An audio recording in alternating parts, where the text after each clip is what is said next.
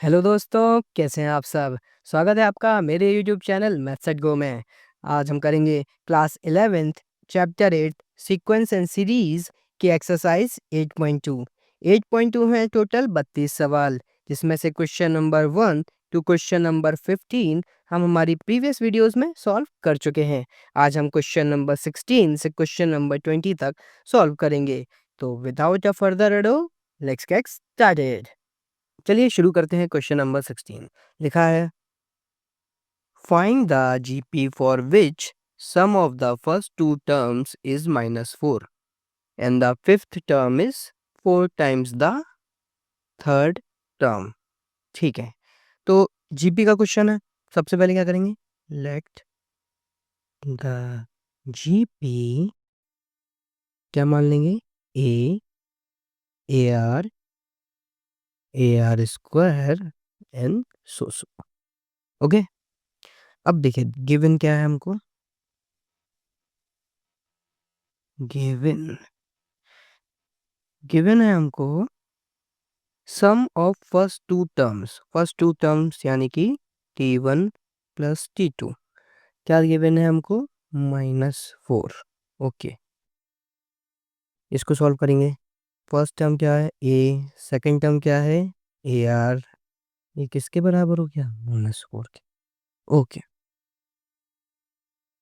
Next क्या दिया है हमको, फिफ्थ टर्म इज, क्या बोल रहा है, t5। फिफ्थ टर्म देखो, फिफ्थ टर्म यानी t5, इसका मतलब होता है इक्वल। इस जहां भी दिखेगा आप मतलब इक्वल। 4 4 टाइम्स मतलब मल्टीप्लीकेशन द थर्ड टर्म क्या है, t3। देखिए लाइन पे ही मैंने इक्वेशन बनाना सिखा दिया आपको आज, कि लाइन पे ही इक्वेशन आप कैसे बनाते हैं। ओके, तो ये हमको एक दूसरा इक्वेशन भी मिल गया जो गिवन है। अब देखिए इसको कैसे, t5 क्या है हमारा, A R to power 4। t5 का फॉर्मूला पड़ा ए आर की पावर n-1, 5 है तो यहाँ पे कितना आ जाएगा 4, n equal to 5, 4 4 into t3 का फॉर्मूला क्या होगा, ए आर की power n-1, A R n3-1। Solve करेंगे इसको, क्या आएगा 4 ए आर स्क्वायर। ठीक है, आर स्क्वायर से देखिए दो आर आर स्क्वायर यानी कि आर की पावर 2, यहाँ आर की पावर 4 है तो 2 पावर कट हो जाएगी, कितनी बचेगी 2, ए से ए कट हो जाएगा। ठीक है, तो आर स्क्वायर बराबर क्या आएगा आपका 4। ओके, तो आर का वैल्यू क्या आ जाएगा, +-2। इतना समझ में आया क्या? चलिए, अब हमसे क्या बोल रहा है वो, हमसे बोल रहा है हमारा आर का वैल्यू आ गया, तो हम क्या करेंगे इसको, इन इक्वेशन 1, 1 कौन सा, ये। ठीक है, रखेंगे। तो फर्स्ट हम क्या रखेंगे, आर बराबर +2, तो ए प्लस 2a इक्वल्स टू -4। तो ये क्या आ जाएगा, 3a इक्वल्स टू -4। तो a की वैल्यू क्या आ जाएगी आपकी, -4/3। 3 देखिए यहाँ मल्टीप्लिकेशन में है, दूसरी साइड जाएगा तो डिवाइड में आ जाएगा। तो ये हमारा आ गया a। Okay, now in case of r बराबर -2 क्या होगा, a -2a equals to -4। Okay, देखिए माइनस का 2a है, ये प्लस का a है, तो -2 + 1 -1, तो माइनस का a, -a equals to -4, minus से माइनस कट जाएगा, a इक्वल्स टू 4 आ जाएगा। ठीक है, अब हमसे क्वेश्चन में क्या पूछा है, फाइंड अ जीपी। जीपी पूछनी है तो हमको पूरी जीपी निकालनी है। तो चलिए जीपी निकाल लेते हैं। तो पहला केस हमको क्या आंसर में मिला, r equals to 2, r equal to 2 के साथ a इक्वल्स टू क्या मिला हमको, -4/3। तो उस केस में हमारी जीपी क्या हो जाएगी, देखिए जीपी क्या है हमारी, ए आर स्क्वायर सो वन। तो जीपी क्या होगी हमारी, देखिए -4/3 इंटू 2 -4/3 इंटू 4 सो ऑन। तो हमारा आंसर क्या आ जाएगा? -4/3 -8/3 -16/3। सो तो एक आंसर तो हमारा ये हो गया। अनदर आंसर देखिए हमारा क्या होगा, मैं यहाँ पे कर रहा हूँ। देखिए 2 r इक्वल्स टू -2 और उसके साथ a कितना आया था हमारा 4। तो हमारी जीपी क्या होगी? a ar square. तो a क्या है हमारा 4, 4 इंटू -2, 4 इंटू -2 का होल स्क्वायर, 4 -8, 4 इंटू -2 का स्क्वायर 4, ओके सो ऑन, 4 -8 16। ये हमारा क्या होगा आंसर? तो हमारे यहाँ पे दो आंसर आ गए। जीपी 2 क्या हो गया 4 -8 16,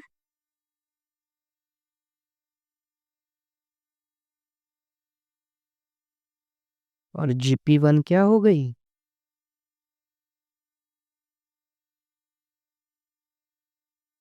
-4/3 -8/3 -16/3। देखिए 17 क्वेश्चन में क्या बोल रहा है वो, if the fourth 10th and 16th term of a GP are X Y and Z, then prove that X Y and Z are in GP. ठीक है, सबसे पहले इसने जीपी दिया तो हम क्या करेंगे, हम सबसे पहले जो करते हैं, let the GP A A R square N terms. हम सबसे पहले जीपी जो दिया हुआ है वो मान लेते हैं, एक अपनी जीपी की जीपी ये है। ठीक है, नाउ गिवन क्या है हमको भाई देख लेते हैं। गिवन है हमको T4 equals to x, T10 equals to y and T16 equals to z। ये तो गिवन है। 10th टर्म x है, 4th टर्म x है, 10th टर्म y है और 16th टर्म z है। ठीक है, तो फॉर्मूला खोल लेते हैं भाई। T4 का फॉर्मूला क्या होता है, ए आर की पावर n-1। T10 का फॉर्मूला क्या होता है जीपी में, ए आर की पावर 10-1 n-1, n क्या है 10। सिमिलरली T16 का फॉर्मूला ए आर की पावर 16-1। तो ए आर क्यूब क्या हो गया x, ए आर की पावर 9 क्या हो गया y, ए आर की पावर 15 क्या हो गया z। अब इसको थोड़ा उल्टा लिख लेते हैं, x की वैल्यू क्या आ गई ए आर क्यूब, y की वैल्यू क्या आ गई ए आर की पावर 9, z की वैल्यू क्या आ गई ए आर की पावर 15। इतनी बात में क्लैरिटी आ गई क्या?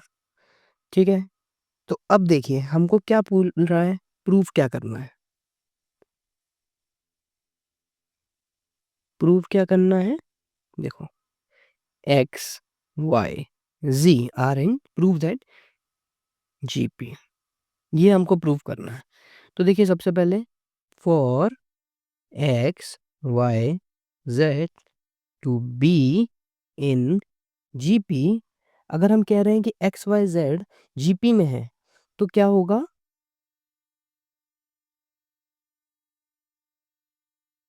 y should be geometric mean of x and z। इतनी बात में क्लैरिटी है क्या? मतलब क्या होगा, y equals to root X सी।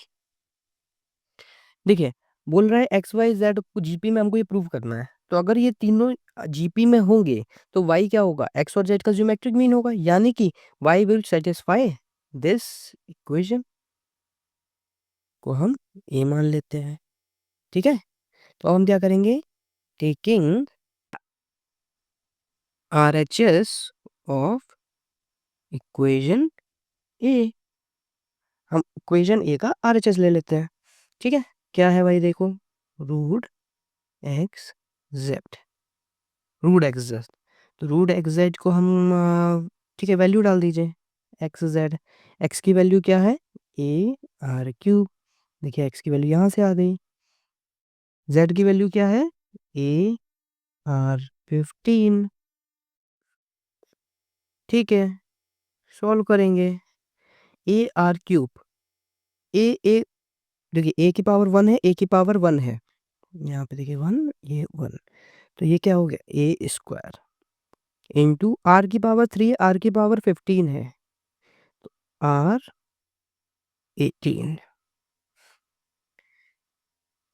अब इसमें क्या करेंगे ना, ए स्क्वायर आर की पावर 18 की पावर 1/2 हो जाएगा क्या, देखो रूट को तो 1/2 बोलते हैं ना, 1/2 हो गया, ओके।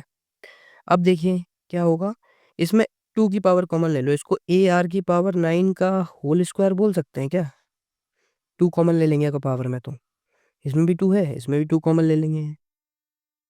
अब ये 1/2 से ये 2 कट गया, तो आपका क्या आंसर आ गया, ए आर की पावर 9, जो कि किसके बराबर है, ध्यान से देखिए, वाई के बराबर है।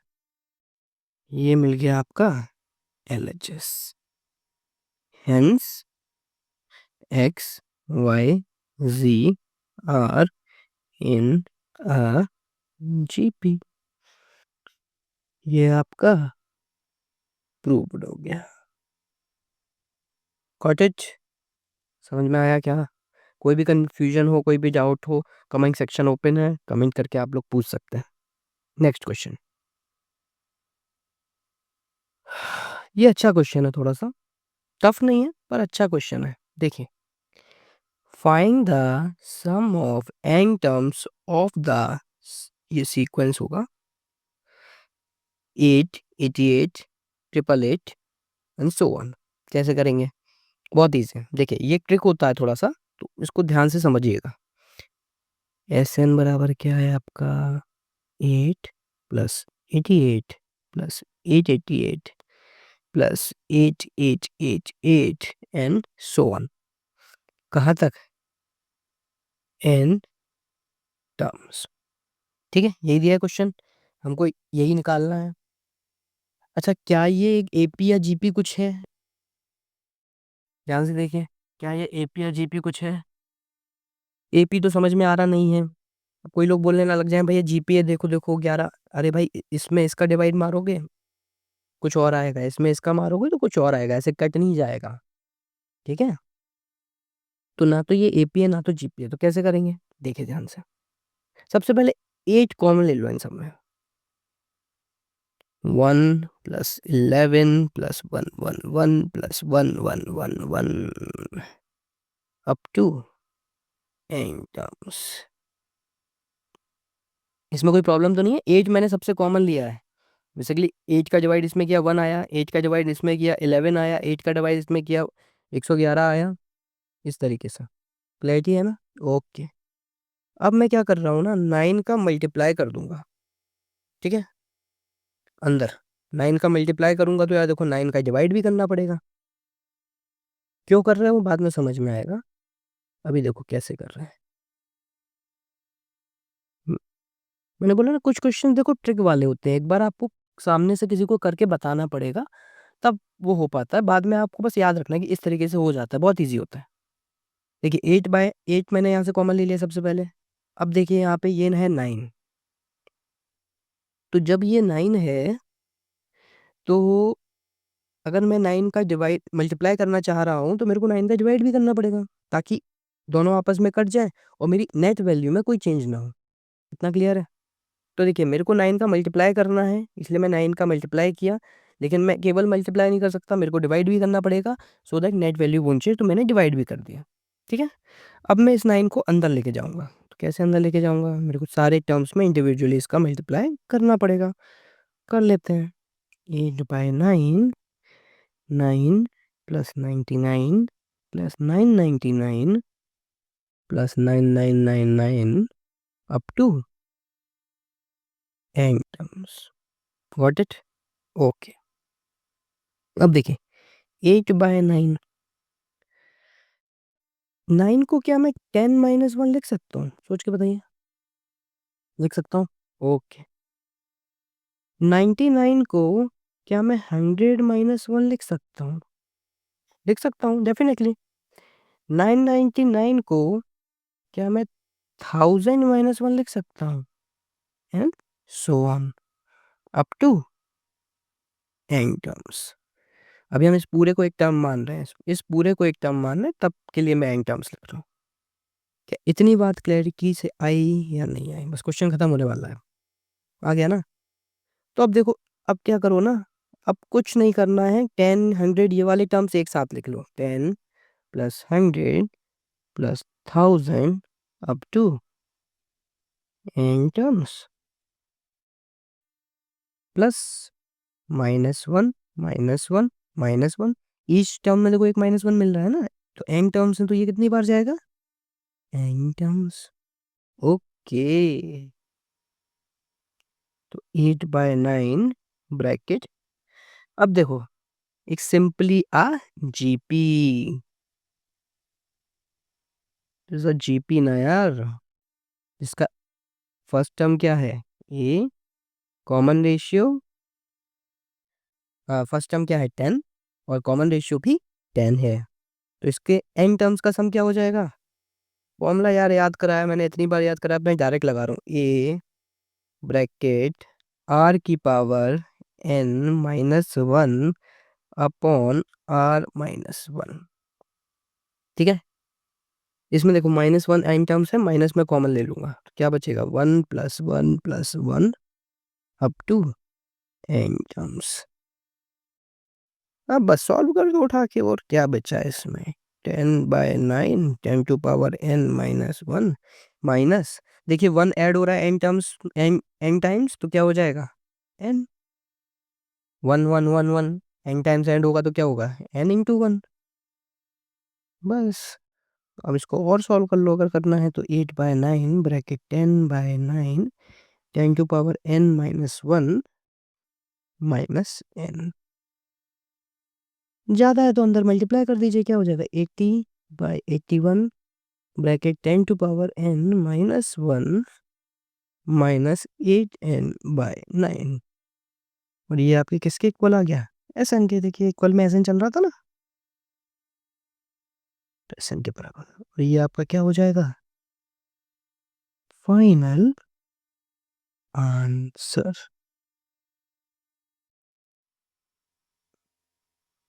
ये आपका हो जाएगा फाइनल आंसर। Gate it?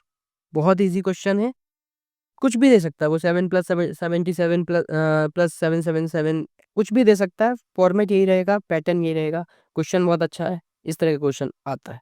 ठीक है, अगला क्वेश्चन करेंगे। क्या बोल रहा है? Find the sum of the products of the corresponding terms of the sequences. ठीक है, मेरे को करस्पॉन्डिंग सीक्वेंसेस बोल रहा है। दो सीक्वेंस मेरे को दिए हुए हैं, एक ये दिया है, एक ये दिया है, और बोल रहा है कि उनका जो पहले आप प्रोडक्ट कर लीजिए, सम ऑफ प्रोडक्ट, यानी प्रोडक्ट कर लो फिर सम करो। ठीक है, तो देखिए सीक्वेंस ए क्या है मेरे पास? 2 4 8 16 32। सीक्वेंस बी क्या है मेरे पास? 128 32 8 2 एंड 1/2। ठीक है, तो प्रोडक्ट सीक्वेंस क्या होगा? देखो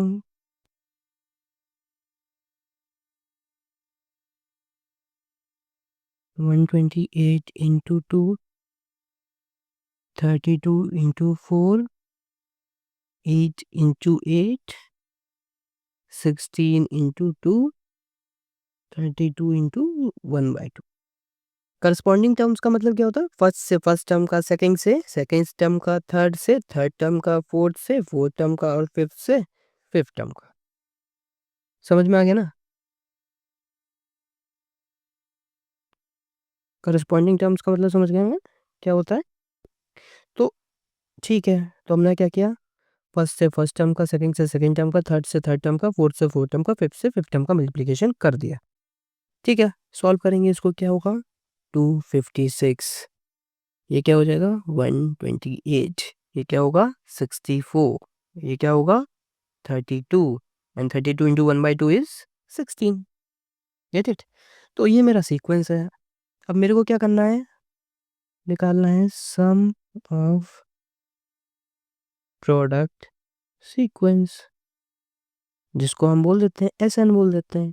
क्या है भाई? देखो, 256 प्लस 128 प्लस 64 प्लस 32 प्लस 16, 5 ही टर्म्स हैं, जोड़ लो।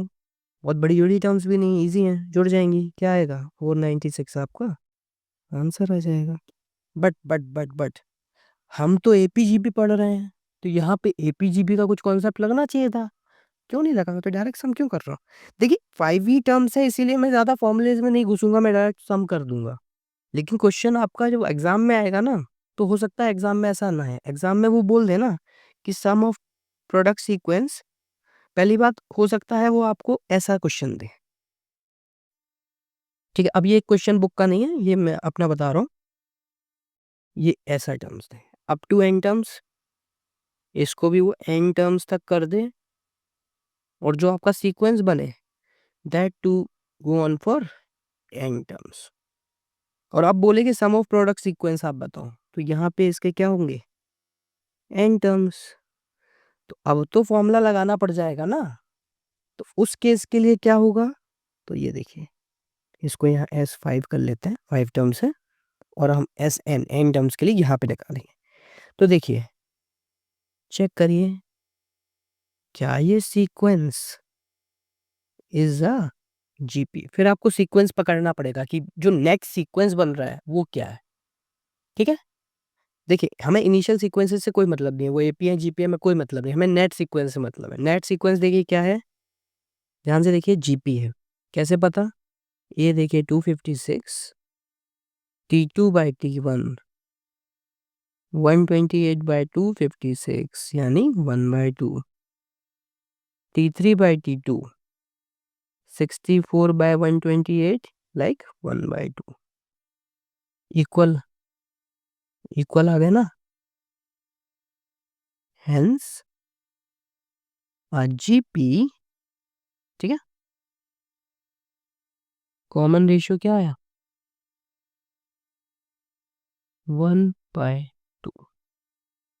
ये क्लियरिटी हुई? तो एस एन का फॉर्मूला क्या होगा? सिंपल है यार, ये क्या है? 256, आर क्या है? 1/2, एन क्या है? एन ही है, -1 अपॉन 1/2 -1। ठीक है, 256 ब्रैकेट 1/2 की पावर n -1। देखिए 1/2 में से एक कहाँ घटाएंगे, क्या आएगा? -1/2। ठीक है, ओके, इसको आगे सॉल्व करेंगे। माइनस ये 2 कहाँ चला जाएगा? देखिए ऊपर, -5/2, माइनस तो आपका बाहर आ जाएगा, 1/2 की पावर n -1। माइनस को और अंदर ले लीजिए, बस इससे आगे सॉल्व नहीं होगा। 1 - 1/2 की पावर n, और ये आपका फॉर्मूला आ जाएगा क्या? एस एन का। ये आपका क्या बन जाएगा?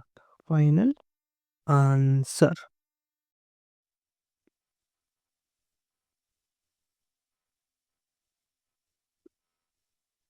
तो देखिए इस क्वेश्चन में हमारे पास दो आंसर हैं। एक तो देखिए जो क्वेश्चन ने दिया है वो तो बहुत सिंपल है, उसमें तो हमको फॉर्मूला लगाने की नीड भी नहीं है। 496 आपका आंसर है, डायरेक्ट समेशन है, मल्टीप्लिकेशन डायरेक्ट समेशन। जिसको एपीजीपी का कुछ भी नहीं पता वो भी कर सकता है, क्यों? नंबर ऑफ टर्म्स बहुत कम है। ओके, बट क्वेश्चन उसको अच्छा बनाना होगा तो वो क्या करेगा? वो एन टर्म्स के फॉर्मेट में देगा, और उसके बाद आपसे बोलेगा कि एन टर्म्स या बड़े नंबर ऑफ टर्म्स में बोलेगा कि उनका समेशन निकालो, तो आपको फिर फॉर्मूला लगा के आंसर निकालना पड़ेगा। Get it? ठीक है, ओके। चलिए देखिए क्या है हमारे पास। Show that the products of the corresponding terms of the sequence A R something something A R form a GP and find the common ratio. ठीक है, एक्चुअली ये क्या है ना, एक्चुअली इट्स अ थ्योरम। ठीक है,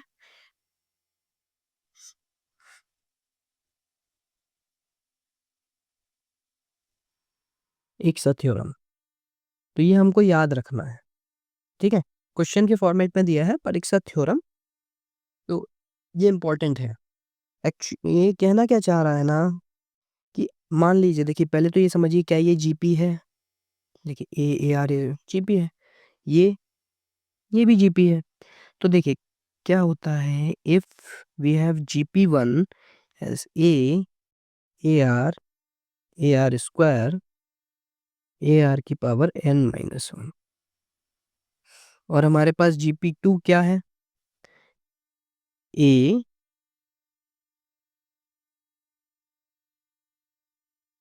A R square A R की power N minus one.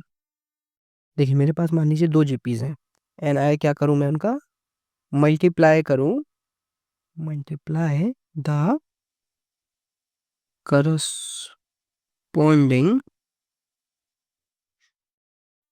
Terms. ठीक है, तो मेरे पास क्या होता है, एक सीक्वेंस आता है जिसको मैं चलो बोल देता हूँ मल्टीप्लिकेशन, सॉरी,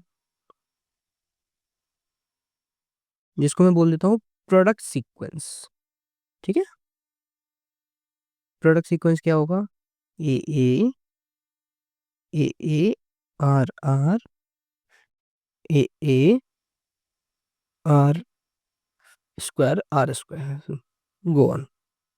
ठीक है, तो ये हमारा क्या होता है ना, इज अ जीपी। साथ ही साथ जो हमारा डिवाइड सीक्वेंस होता है, ठीक है, क्या होता है डिवाइड सीक्वेंस को, A by A R by A R square by A A R square is also a GP. ठीक है, तो समझने की बात क्या है, देखिए जैसे मान लीजिए मेरे पास एक जीपी वन है एक जीपी टू है, ठीक है, समथिंग, अगर मैं उनके प्रोडक्ट करस्पॉन्डिंग टर्म्स को multiply slash divide, corresponding terms को मल्टीप्लाई स्लैश डिवाइड करूंगा तो क्या बनेगा, मेरा एक प्रोडक्ट सीक्वेंस बनेगा और एक मेरा डिवाइड सीक्वेंस बनेगा। थ्योरम बस इतनी सी है कि जो प्रोडक्ट सीक्वेंस है और डिवाइड सीक्वेंस है वो भी जीपी ही है। तो आप इनिशिएट कर रहे हो दो जीपी से, GP one and GP two, और अगर उनके आप करस्पॉन्डिंग प्रोडक्ट्स को मल्टीप्लाई या डिवाइड कर रहे हो तो जो प्रोडक्ट या डिवाइड सीक्वेंस बनता है दैट इज ऑल्सो आ, बस यही है, यही हमारी थ्योरम है। और वही बोल रहा है कि प्रूफ करना है। इस क्वेश्चन में वही बोल दिया कि एक बार प्रूफ कर दो प्रोडक्ट वाले केस को, तो चलिए हम प्रूफ कर देते हैं। ठीक है, प्रूव करेंगे, कैसे प्रूव करेंगे, देखिए ए सॉरी सॉरी सॉरी, क्या है मेरा प्रोडक्ट सीक्वेंस, फिर से उठाइए, A A A A R R A small A capital R square small R square. ठीक है, तो क्या करूंगा मैं, पहले सिंपल मैंने बताया है ना, कोई भी सीक्वेंस अगर जीपी प्रूव करना बहुत इजी है, T two by T one निकालो, A R R by A, देखिए कैपिटल ए से स्मॉल ए क्या बचा, capital R small R, T three by T two निकालो, A capital R square small R square, capital A small A, काट दो, sorry capital R small R, एक R small R से एक small are चला गया, एक कैपिटल आर से एक कैपिटल आर चला गया, तो क्या बचा? R small R. अब देखिए ये दोनों इक्वल हैं, क्या प्रूफ हो गया? Hence next GP. Common ratio क्या होता है? वही जो वैल्यू इक्वल वाली बराबर आती है, दैट इज कॉमन रेशियो। तो यह क्या आ गया? Capital R small R. ठीक है, तो ये आपका प्रूव हो गया।